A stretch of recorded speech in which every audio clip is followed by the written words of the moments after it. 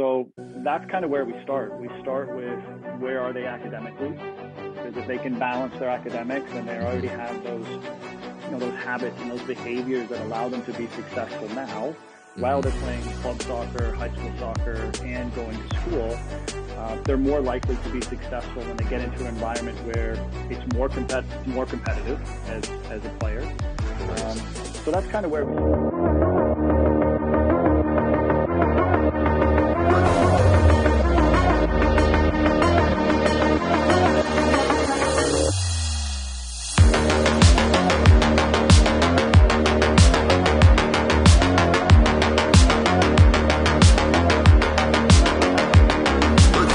For the last 5 seasons is 35 wins. Is it 27 losses or tie games and 12 losses?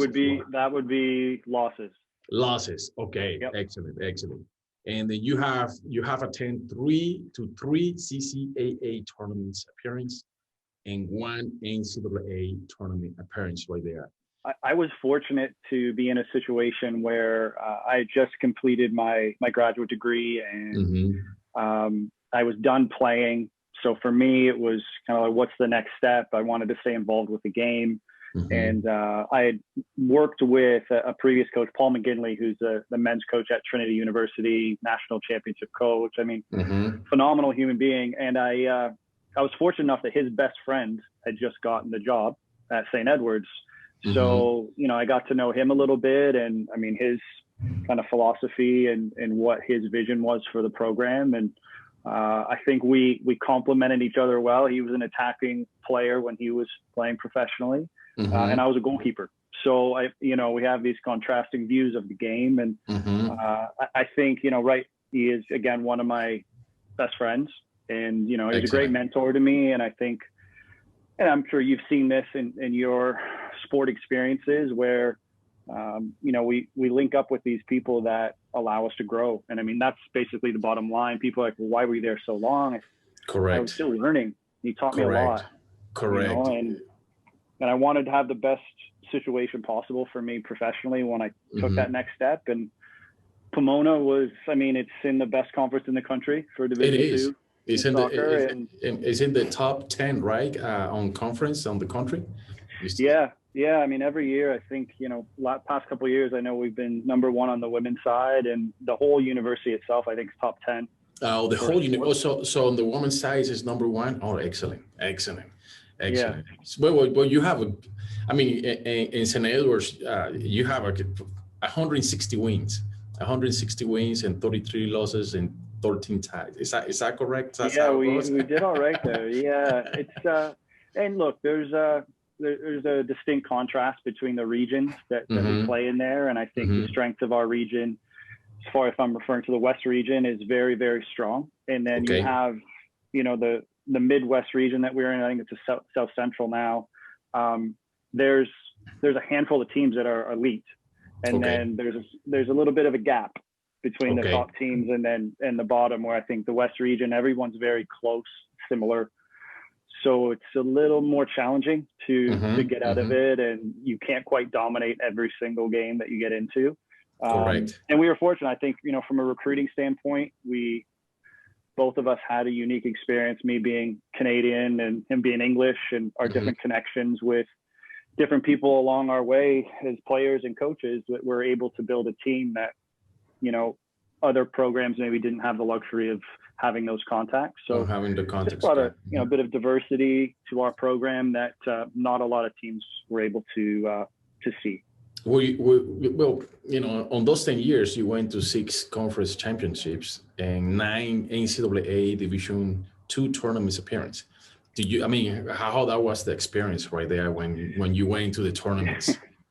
It's, I think from a coaching standpoint, being, kind of within the culture and seeing the culture evolve from, 2007 through 2016 was my last year there. It was something that was, when we took the program, we anticipated 3 years to build it and get it to a point where we were competitive nationally. We were fortunate that the girls bought in immediately and really kind of open arms kind of took what we wanted to do and put everything into it. So, we have to kind of give the credit to them to setting the foundation. And then, from a recruiting standpoint, we wanted to increase our talent level and increase our depth. So, that was my job.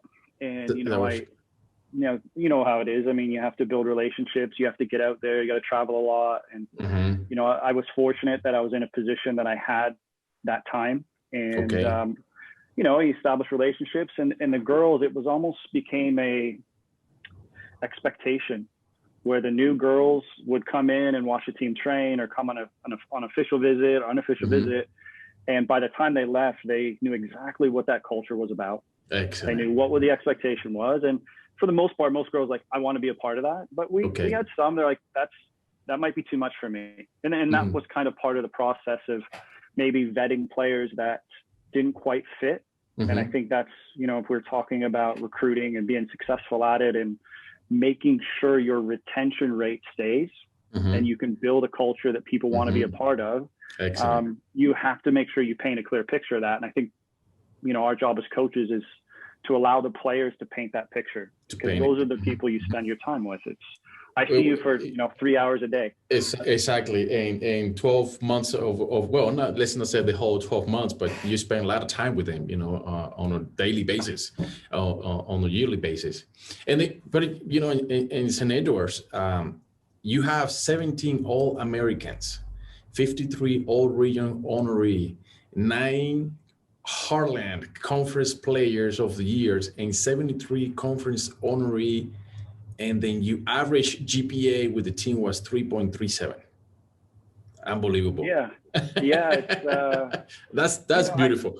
That is beautiful, man. I think it's simple. It's, I preach this to my kids now. It's, you want to add value to every aspect of your life. So, soccer, I think it's easier for us as athletes to add value to something like that. I think once you step away from maybe that environment, maybe your confidence lies there, but you get into your academics and it's the same expectations. So whether it's the relationships within the team, your family, your significant other, we're always asking the kids to add value to what they're doing. And I think that keeps them more present. And the more present they are, the more they retain, the more they value the relationships, the more invested they are. And then that culture kind of starts to snowball. And then ultimately, our job as coaches, I think my favorite part of it is seeing them evolve from, maybe a slightly, not as experienced, not as well-rounded person. And when they leave, it's like, you are completely different. I know I think that's the beauty of having the experience of going to college and playing, any sports. It could be any sports, not just soccer, but any sports in general, just to have that feeling, that emotions, that culture that you mentioned right now, is so important for their future, because by the end of the day is they're learning something that is extremely valuable. But here to 10 years, or some of those coaches or some of the athletes that you have in the past, I'm pretty sure right now they're extremely good, because their mentality is another one, their mindset is another one. Because that's, as you as coach, I mean, with everything that you're doing right now and you did in the past, it's just, I'll take it. If I have you as a coach, I would take any advice you give me right there. The girls themselves teach us a lot. They teach me a lot. Excellent. Right? And we all have different experiences, and to be able to create an environment where people can be that vulnerable with you and share those experiences. It only enriches the experience of the group, but the foundation that you want to build something on. And that was my goal when I arrived at Pomona, was like, I want to build a program that produces female leaders and nationally ranked program that everyone, when you say our name, they're like, yep, I know exactly who you're talking about. I know who you're talking about. And something that they can be proud of, and that our alumni can be proud of, and that recruits want to be a part of. So it's like kind of maybe a little more of an encompassing idea, but I want to talk to you later on. I have a good question on how tough are you as a recruiter? So, but we're going to go over later on. But before that, you represented the national team in the U18 in Canada. You were there in 1996 and 1997. And how was that experience to represent the country itself? Yeah, and I mean, Canada is a hockey country, right? Now, there's a lot of great players here in Canada. I think we struggle a little bit with the infrastructure and the support of the sport, which, dives into coaching education, facilities, things like that I think the US has done a much better job of building that infrastructure as far as maybe supporting their national pools and state pools. I think for us, I'll be honest, it was one guy got me the trial into the national pool, and his name was Dwayne DeRosario. And Dwayne played on a rival club team. So I playing against him in a tournament, the national team staff came to watch. He was a forward. He's played in the MLS. I mean, he was a big time star in the MLS. So I was a goalkeeper. So you can imagine my day was busy dealing with him. But I had one of those days where they're like, who is that kid? And that's ultimately how I got into the national pool. And yeah, I think every person that has the opportunity to play with the best players and represent your country, no matter what sport it is, I think, you take a lot of pride in that. I was one of the younger players there, so it was a good learning experience for me. And, that infrastructure I touched on, I didn't have a goalkeeper coach. So for me, I would improvise. I was a good athlete and, I was brave in the right moments, but, functionally, I wasn't as clean as, let's say, someone from England. They're technically sound. And, those moments where you see elite people they don't make mistakes. So I think for me, it was a learning experience as a player where I got to see and experience better coaching, better players. But it shed some light into basically who I wanted to be around. Excellent. I wanted to be around elite people that were pushing, no matter whether it was my academics, right, physical, whatever it might be. I really enjoyed being in that environment. So I think as a human being and growing up, it helped me see what the potential could be if I put the work in. So yeah, I mean, all I did was attempt to work as hard as I possibly could. One of my closest friends is from Spain, and he was a goalkeeper like you. And now he's a very good coach. He even had the women's Espanol soccer team. Have you heard Espanol? Yeah. Well, they won the la Copa de la Reina, back in Spain. And talking to you is like, I know what you're talking about, a little bit about having the right coach, because we have talked about it many times, how important it is for goalkeepers to have the right coach. And so you made it to the Canadian team without a coach. You good.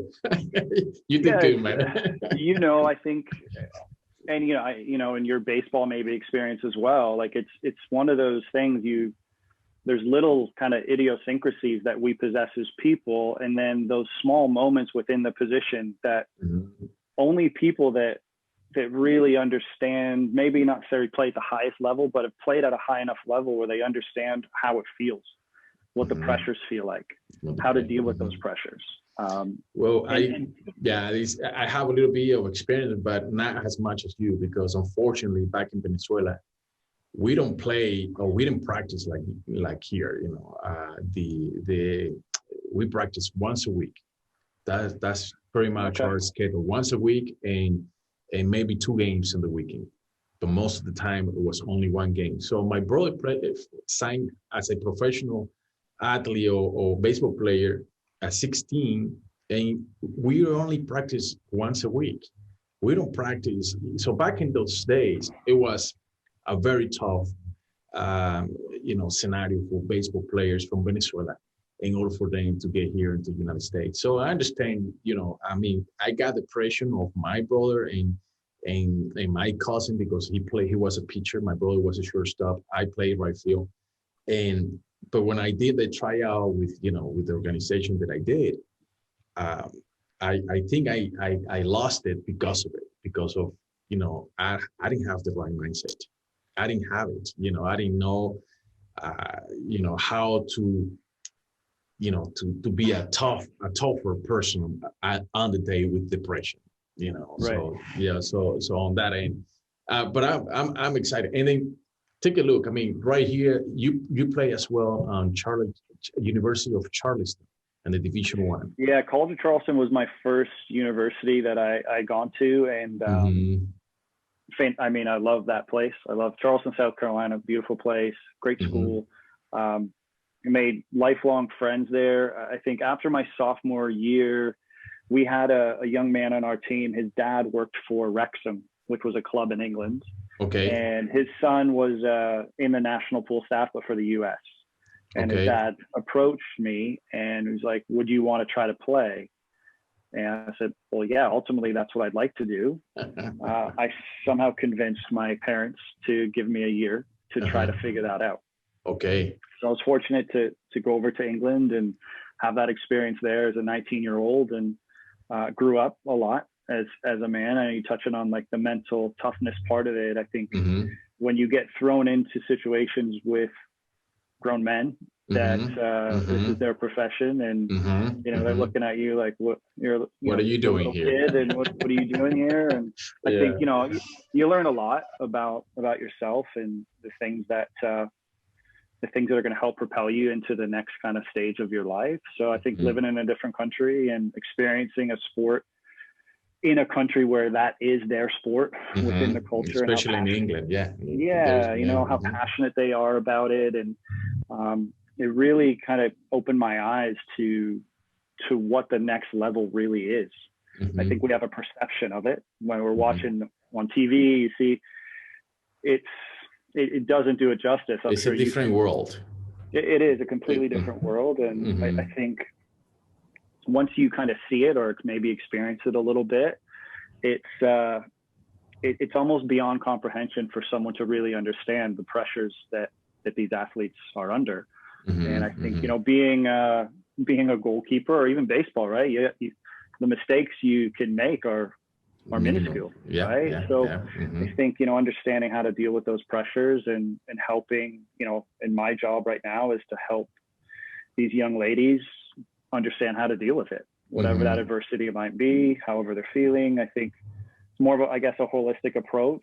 We're trying to help build people, and soccer is kind of our vehicle to kind of help them, teach those points, right? Give them opportunities to learn a lot. So from Charleston, you went to England and you stayed there for a year. And after that, you came back again to the university? I came back. So similar to your story that we were talking about before we hopped on, the same thing happened. Work permits are not easy to come by. Okay. So, I was fortunate enough that when I was playing in Charleston, we had played against St. Louis University. We were at a tournament at SMU in Texas, and the coach at St. Louis, the assistant, got a job in Texas, and he remembered me. And he's like, absolutely. He goes, come to Texas. We'll take care of it. So I was fortunate that I got that opportunity. And, the people I met there, the coaches I was able to work with were, if you were to tell me I worked with the MLS coach of the year for a season, I worked with the Stanford coach for a year. Oh, man. You think about these people, and, now I think I have a broader perspective of the value that they brought. In the moment, I was just trying to basically work hard, not make any mistakes. To hustle. Yeah. So very thankful. Texas, gave me the opportunity to get my graduate degree paid for. So, coming out of university without on those universities, you got a scholarship on both? Yeah. Excellent. That's amazing. Now, I want to take something, extremely valuable for you, which is your education. You graduated summa cum laude in 2004, correct? Correct. You graduated summa cum laude in physical education. And then after that, you went to your master's degree in 2006 with, help me pronounce that, your master's degree, please? Because I'm bad of pronouncing that. How you call it? I kind of want to hear you try. I kind of want to hear you try to say it. Kinesiology? Kinesiology, yeah. Kinesiology. Yeah, there you are. You got it. There you go. Oh, that was a tough one. So I know going and kind of, I know you help. I mean, you work with the body. You know, that's your master. But you graduated magna cum laude, man. How that worked? Like, I love understanding how things work. I come from a family of engineers that understand the little. Excellent. You know, I like understanding how the body works and how we can improve it. And you know, my master's degree, which is something that I really enjoyed, because you really go into the areas that you're passionate about. So, you know, as far as biomechanics and physiology and things like that, where I can apply those to what I'm doing and I can help people. And I think ultimately that's why I love to coach. I get to help people improve. And if I can help them improve physically, fantastic. Mentally, fantastic. Emotionally, I mean, I just feel like I'm blessed that I have the opportunities to do that. And I want to make sure that I educate myself absolutely the best way I can. Excellent. So, you know, when those questions come up, that I'm prepared. Excellent. I love that. And now, let's talk a little bit about recruiting. Let's talk about me, because Pomona, Cal Poly Pomona. On the last, I mean, you like you said at the beginning of the conversation, you are probably ranking number 1 in the country. So tell me, how tough are you as a recruiter? What is it that you expect, you know, from these girls that come in and try to approach you for a good scholarship? Yeah, I think, you know, and understanding that every university is going to have different challenges based on, you know, maybe the athletic money they can offer, the academic money they might be able to stack on top of that to help kind of offset some of the costs. Each university kind of has their challenges and their benefits in that regard. So for us, you know, for me, coming from St. Edward's, that was a private institution and funded well. We weren't fully funded, so we didn't have the full 9.9 scholarships that a Division II school would have. But we were close. We were about 7.8 or something like that. We're in and around there. But, you know, we were able to stack academic money, which allowed us to have a talented roster with depth. So coming to Pomona, which is a state institution and the biggest university system in the country, and the funding's a little different, but the costs are different. So it kind of offsets. Correct. Now, when I'm recruiting players, you know, I'm fortunate that I have a fantastic staff that, you know, have their personal soccer experiences and understand basically what we're trying to build and how we want to play. So there's certain types of players that we're going to look at. And I think, you know, you can go out to the sideline of a soccer field in 10 minutes, you'll understand if someone's fast, if they're tough, right? If they're technical, like you don't need to be a soccer coach to really do that part of it. Definitely. You know, we touched a little bit on earlier about those relationships, right? So I think for me, it's understanding what clubs prepare their players for the demands of what college is going to be like and what it's like to be a student athlete. And, you know, so that's kind of where we start. We start with where are they academically? Because if they can balance their academics and they already have those, you know, those habits and those behaviors that allow them to be successful now while they're playing club soccer, high school soccer, and going to school, they're more likely to be successful when they get into an environment where it's more competitive as a player. Correct. So that's kind of where we start. And then, you know, we took the program, we had a vision of how we wanted to play. I think for myself, I need players that they understand the game, but tactically have a good grasp of the game. And the way we play is it's more challenging. We're not a direct team that just, you know, uses athleticism and gets the ball deep and tries to repress. And we really try to educate these kids. I want them to come in wanting to get better in regards to what their soccer experience is going to be like, but know that they're going to be challenged within it. So those conversations start to happen a little bit with the club coaches because they see them daily, right?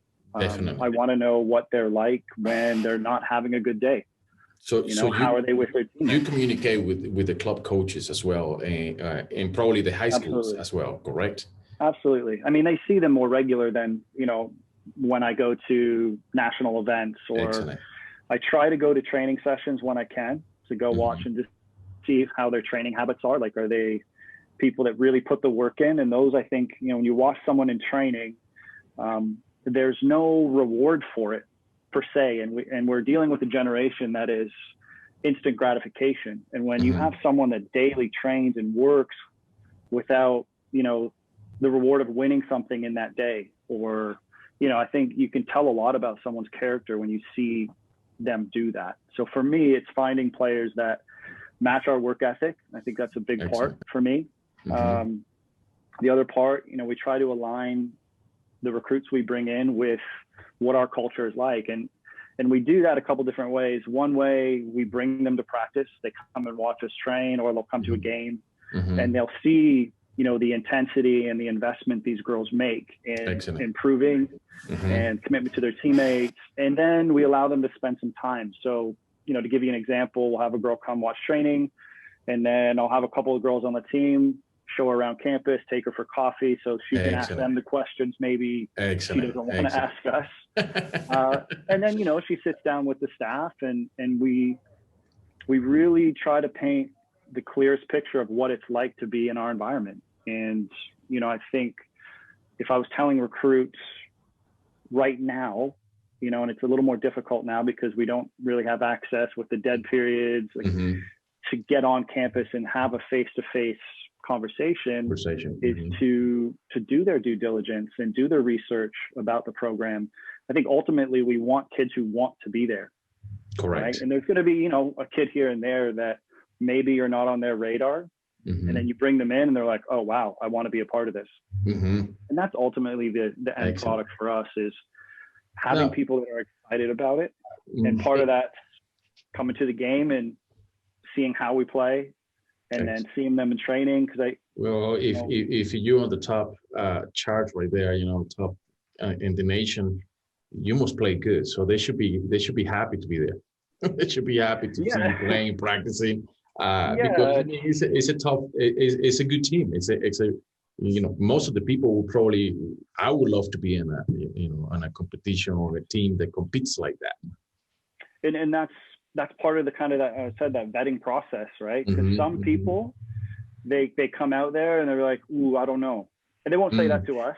Definitely. But eventually it comes out, because I tell the kids, like, if you're going to come, you're here for 4 years, you're with us, and we're going to pour everything we can into you. Beautiful. And we're going to ask a lot of you to pour back into the program. So we really, and to say we get it right all the time, we don't. I think there's a lot of external circumstances, I think, that come into play sometimes. But for us, I've been there 5 years, and we've had 3 girls transfer in 5 years, and 2 just wanted to go closer to home, and 1 had actually transferred in and realized it was too hard and transferred out. So, and that's part of our jobs as coaches, is to, again, do our research and make sure that it's a fit for everybody. Because I think, I'm sure you've been in teams or groups where you got a group of people that work hard and really care about what's happening. And then you have that 1 or 2 that are kind of on the peripheral of things. And if they don't make that decision to buy in and really align themselves with the culture of the team, they're going to find themselves on the outside looking in. And that's nowhere. I mean, no one wants to be in that position. No one, definitely. Now, and when it comes to recruits, I mean, do you look more in the west side, east side? I mean, how spread is your team when it comes to that? Like, yeah, I think for us, the challenging part for us is out of state tuition is more than double what in-state tuition is. So, we're fortunate that California is probably the most talented area in the country for soccer players and depth of soccer players. we do have a handful of kids that are from out of state, and we're fortunate we're part of the WUI, which is, it's the Western Athletic Exchange. So it's basically, or University Exchange, where you're able to get a break on that out-of-state tuition, which makes it more attractive. Okay. And for us, I want to try to build a program that has, some diversity in regards to people that come from different parts of the country, maybe different parts of the world. Our men's team has a number of international athletes on the team. I want to talk to you about that. Excellent. Yeah, we're working on that side of it. The hard part for us is the talent is so deep in California that we're able to access players with similar abilities, maybe not similar experiences, but allows us to maybe get two players for the price of one. Definitely. So most of our girls are from California. And you are in that range right now on 9.9, right? Scholarship. We're about a little under 6 scholarships. Little under 6. Oh, really? Oh, wow. So, little under 6. You just have to be creative with, but you can manage it with the academics, right? Maybe that's the other challenge we have. So it's a blessing and kind of a challenge for us. We're at a school that's not enrollment driven. So there's always, an excess of students that apply to that university. And a lot, thousands of students that apply for that university that don't get in. And we're fortunate we're one or two as far as education goes in the Cal State system. So we don't have to give out academic scholarships. Kids are going to come there anyways. So, we have the number 4 engineering school in the country. The kids are going to go. You don't have to try to package it. So for us, the challenge within it, let's say you come in as a kinesiology major and you can apply for small little academic scholarships within that department. So I'm talking $500, $1,000, right? There are options to apply for some of those things, but in comparison to St. Edward's, where let's say you come in with a 4.0 and you're a kinesiology major, you would get X amount of money for that GPA before you even came to the school. Before you even came. So yeah, it's a little bit challenging in that regard. Interesting. Very good. Yeah. Good to know that, because I have some athletes, most of the soccer women, they're always very good on GPA. They always, 3.8, 3.9, 4.2, 4.5.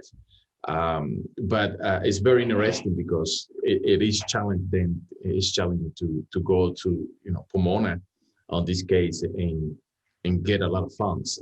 So what would be the average GPA that you will, or the school will look for? So, we don't recruit players under a 3.0.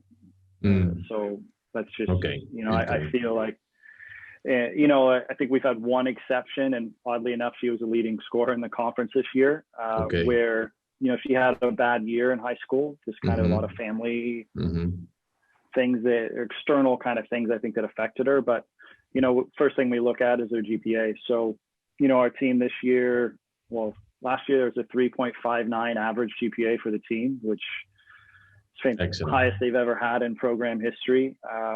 This past semester, they had a 3.54. So, and that was a goal for them. They wanted 3.5 or higher. So I think we want people that when they come into the environment, they already have some of those habits. Excellent. That allow them, time management, things like that are really important, especially when you get outside of your umbrella of mom and dad and have more choices and more people pulling you in different ways, where their character gets tested in those moments where there's not someone saying you have to go to class, So for us, it's kind of creating accountability through a player-driven culture that allows us. It's not like I'm walking kids to class. The kid's like, I don't want to let my teammates down because we want to achieve this GPA. They work together in order for them to achieve that GPA. Very much. Correct. Excellent. That's very good. Now, let's talk about, nowadays reality. I know California is in a very bad spot right now with COVID. But how are you doing with the recruiting in COVID? I mean, are you looking more videos? You're not able to go out anymore. I imagine you're not going to showcases. You're not going to ID. You just within your school right now. So how are you doing with that? How are you dealing with it? It's a couple different things. I mean, it's been very challenging. I feel for a lot of the 2021 recruiting class, so those seniors coming into college this fall, and the 2022s. You know, the women's soccer recruiting cycle happens early. You know, after that June 15th of their sophomore year, I mean, kids are getting picked up. So, you know, the pressure I think that the recruiting cycle puts on the kids and now the coaches, where we don't have the accessibility to these players to see them live and to hear them talk and have these interactions, these kind of personal connections with players. It's difficult through video, you know, but, you know, the circumstances that we have been dealt right now, we have to find a way to, you know, maybe do a little more digging on players and find different ways to connect. So, you know, we've had a number of Zooms. You know, we always Zoom with, I always have my complete staff on there, and either our sports performance coach comes on, or our strength conditioning coach, or someone that just is part of our admin or coaching athletic staff that kind of can help explain a little bit of what that atmosphere is like. So that's one thing we've been doing. I know with Division II, we have a little more flexibility than Division I right now. So for us, you know, we do a lot of, texting. I text our top kids all the time, you know, just to check in, see what they're doing. You know, today I received one from a girl from NorCal, and, you know, she also able to send me a clip of her training.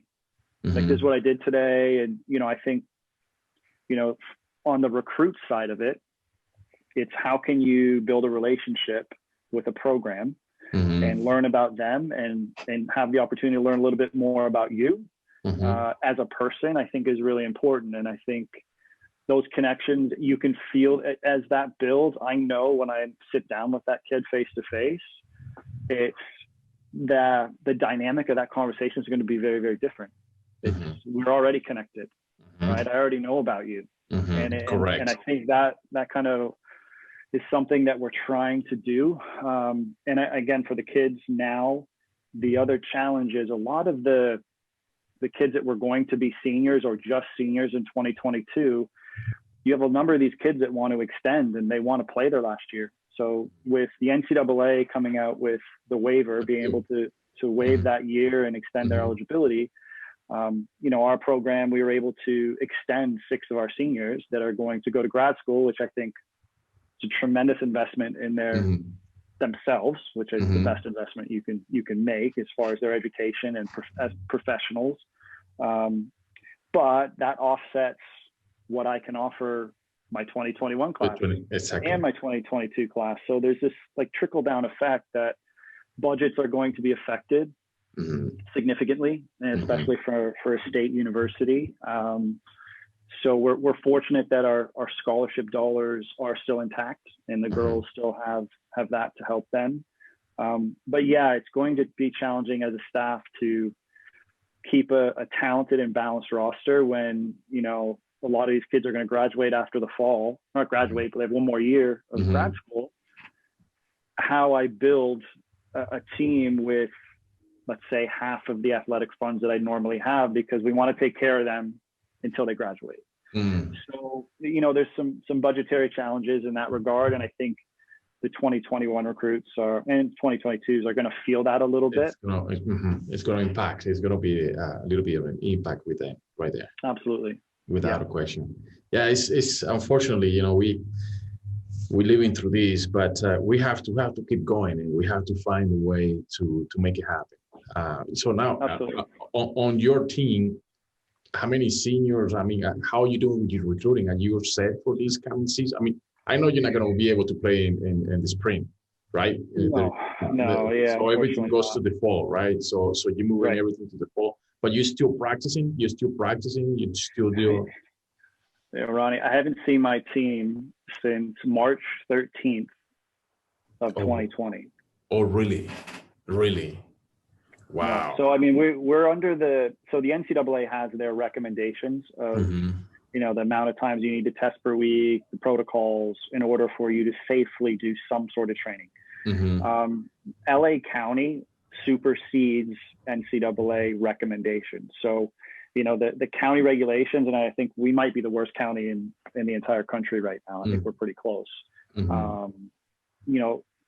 The financial, and I mean, just the danger that it presents, bringing kids into an environment that it's not like it's the NBA or where we can keep people in this bubble and we have all this money to take care of testing. And so I think it's stepping back and understanding there's a bigger picture here, and we need to obviously prioritize our student athlete safety and making sure that when we do have the opportunity to bring them back into an environment that we can take care of them, and they don't feel at risk, because there is genuine fear, and it's going to be different for every single person, and how they interpret that fear that kind of COVID presents to them. So as a university, I think you touched on it, we don't recruit. We can't go off site to recruit. So everything, watching games streamed online and then calling coaches, and I think that's been the biggest challenge for us as a staff. But I mean, to go back to your question, we had our 2021 class started, so I had my top 3 already done, and then COVID hit. And then we were fortunate that it balanced out a little bit for 21, where the class was only going to be maybe 5. And I was able to find 2 other players that are fantastic players that are going to come into the program without any athletic aid, but I think will be great additions to the team. And 2022 is a different challenge, so we got to be able to, as I said, balance that senior class that's extended and what we are doing to support them, and still be able to bring players in that are going to help the program, and a depth that we can absorb injuries, sickness, all of those things that come along with college soccer and the college soccer season. So, we have a handful of kids now, the 22s that we have offered. And I think a lot of them, and I told them, I don't want a decision right now. I want you to come and see the campus when we're there, and I want you to meet the girls. And it's a little bit of a risk, I think, for us as well. And when you're expecting, be there, it's been almost a year, it'll be 2 months, and it's almost a year since you've seen your team. So what's the schedule look like probably for? Your guess is as good as mine. I mean, it's it's been a pretty fluid situation where we're going to have to be ready to react and kind of have multiple plans in place, so when something does open up, that we're not the last one to the watering hole, if that makes sense. So we've had kids that have had the luxury to come and walk campus. I mean, there's nobody there, but they're able to kind of walk campus and get a feel for it. The other thing that we've started to do is to have some of our leaders come onto a Zoom, and they spend time with the recruits, so they kind of get to know the team a bit. Team chemistry is such an important factor, I think, especially for females. I think the males are a little bit different. They're driven more like, how good is the team? Are we going to win? How much money do I get? I think it's a little bit different, the male mentality of it, where I think, the females, and the part I love about it is that they buy into that so much faster. It's such a different environment. I understand. Yeah, 100%, because I have a few females athletes, and I know how they talk, and I know how they communicate. It's way different than the guys. So it's hard. It's hard to really give them a good understanding of what that culture is until you're there. Now the risk for us is that we might lose those kids. I don't know. We'll see. But if we lose them, it was meant to be. How big is your roster? Like, good, what, 25 kids right now? Yeah, I mean, I like to, and we inherited a massive roster when I took the program. It was huge.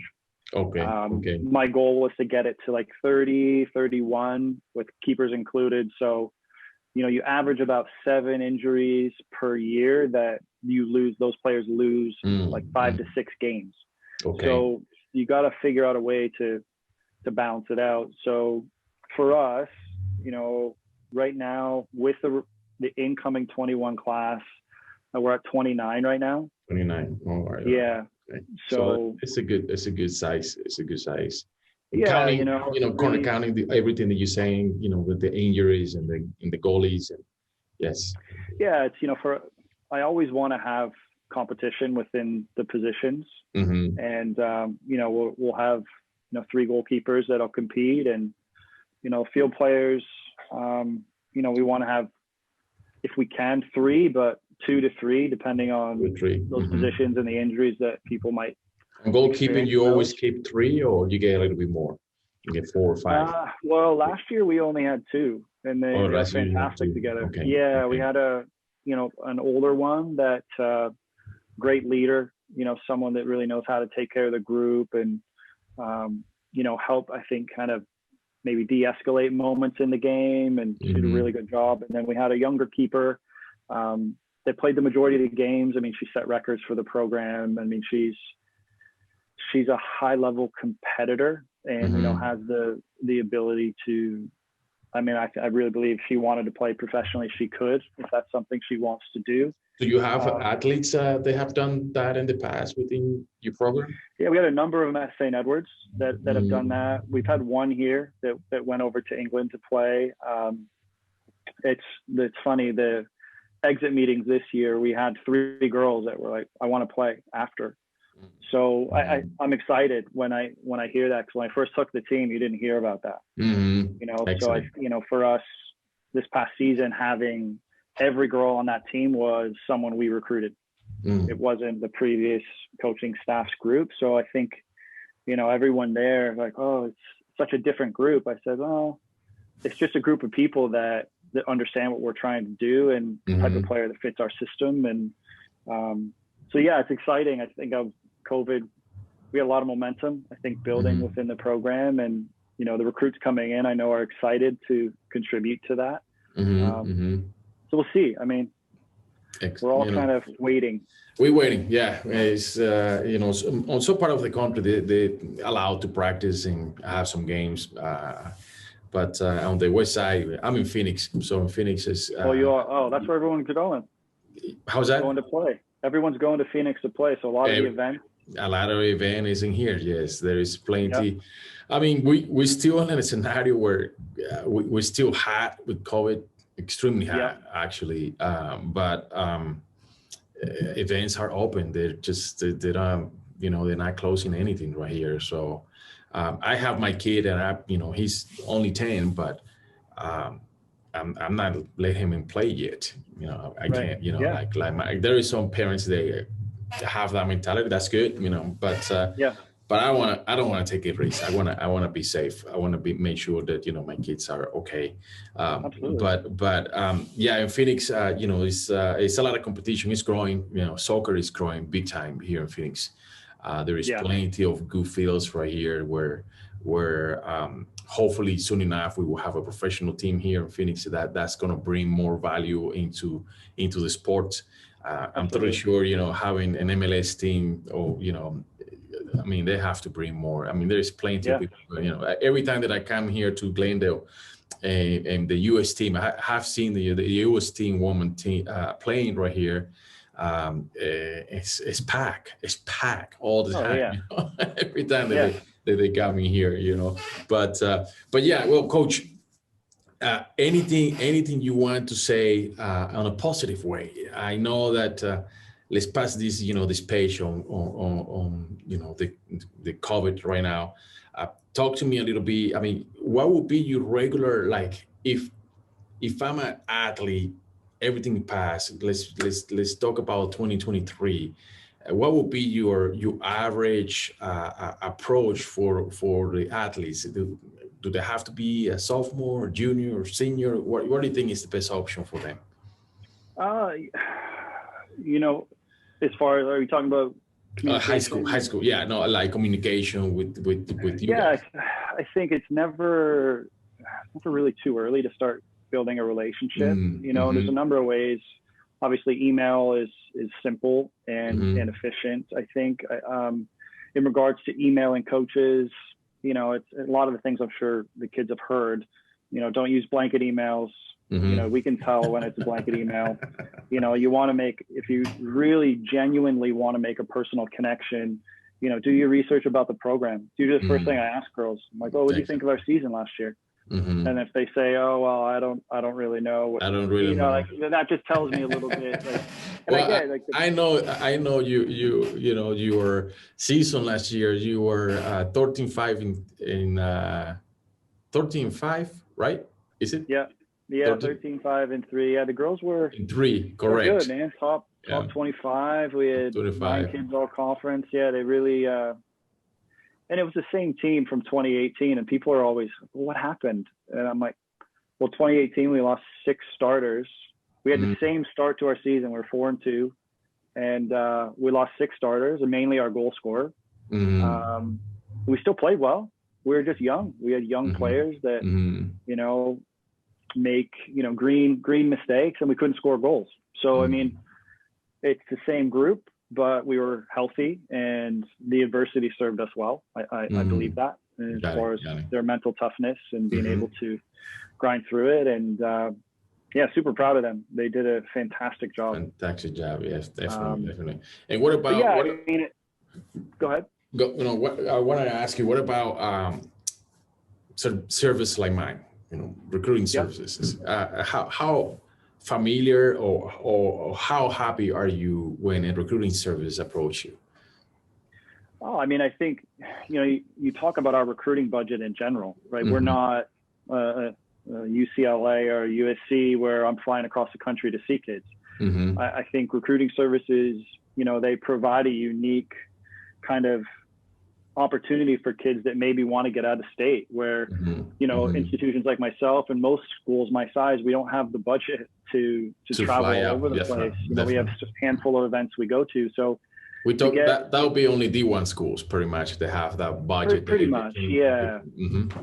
So I think providing the players accessibility to more coaches and the ability for them to be seen and have a place where when I go and I can see everything that they're doing academically, how they're doing soccer wise. And I think it opens up a network for them that, and for us as well, accessibility to players that we wouldn't be able to see if I drove down to San Diego on the weekend. Right. So I'm thinking of, I have a South Carolina goalkeeper right now, which it might be a beautiful fit for your team. She's extremely competitive, extremely. I mean, you see her social media, she's always working out. She's she does volleyball, she does soccer, and she's always, right there. And that's probably something that a recruiting service, you're not going to have the budget to go to South Carolina to right. Exactly. To look for this athlete or go to a showcase in Atlanta or go to a showcase. Definitely. So this is why, this is the main reason why I created, iSportsRecruiting, is because, to bring the opportunity for the athletes. And that's something that I take for my, my personal experience is that one. I didn't have no knowledge. I didn't have no knowledge of how can I, play college or that I'm even able to have a scholarship by playing the sports. I didn't know that. I mean, I knew from Venezuela coming to here that you might get to the United States on an academic scholarship. And my GPA wasn't in the, a 3.5, So if I knew that back, this is why I have a lot of international contact as well, because I've been in Mexico, I've been in Costa Rica, I've been in Venezuela, I've been in Puerto Rico, talking about recruiting, talking about how can we bring the value to international athletes here in the United States too. I have a girl right now that I might send you the video as well. She's from Ecuador. She's ready. She speaks English. She's ready to play. A very competitive athlete as well. So this is why I love having your name exposed to a few coaches, not just a handful of coaches. More than that, in order for you to have a better vision of how the recruiting can go, right? Well, and I think the most important thing you touched on there was educating them about what the process is, what is available to them. And I'll speak for myself, and I'm sure your experience was similar. I had no idea the things that I could do and what, like as far as scholarships go. I'll be honest, I was just going to go to university in Canada, which great education. I just wasn't, I just didn't really think about it too much. And all of a sudden I go to one event and it's like, oh my God, I can go here for free. I don't have to pay anything.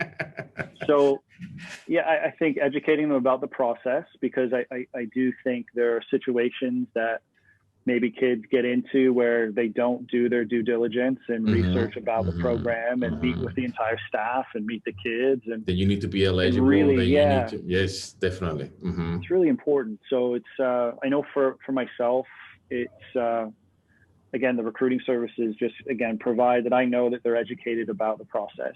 And the other thing that kind of helps is, and this is something I tell a lot of, club coaches or college coordinators, understanding how we play. Like I think the kids need to go online and you can go watch games. So, you go on and you watch a game, you're like, do I fit there? And I think, COVID presenting the challenges it has, you don't have the luxury of going to games, but you still, like, how much research have you done about the other team? And, or about our team, about the program. So yeah, and for us recruiting wise, it's like, we can't do anything. So this is what we do. We get on our computer and we watch videos and we try to get to know kids. And, I'll share a little story here. We had a young lady, and like academically, she's Ivy League, like unbelievable, great kid. But she'll send me these updates about what she's doing. And one was like her dog. I got a dog, and like I get to know her a little bit, right? And what she's like and what she's doing, what she's up to. And I think that's like when you're building a relationship, especially now, as challenging as that is. If someone says like, hey, what do you think of so-and-so? I'm like, oh yeah, she's into all of this stuff. She's going to fit in right away. And I know how to connect her with the girls on the team. So I think the starting point for these kids has got to be obviously doing their research about. Doing the research, yeah. Get more personal, into what the program is all about, I like on my service, I always, and I mentioned this before in another episode with another coach, I work in a lot with the athletes, and I want them to do a personal statement. Why? It's not like just a copy and paste email, like you say, will know, as coach, you will know that. But be personal, be you, in order for coaches to get to know you a little bit more personal, and then from there you're gonna start having another conversation with them.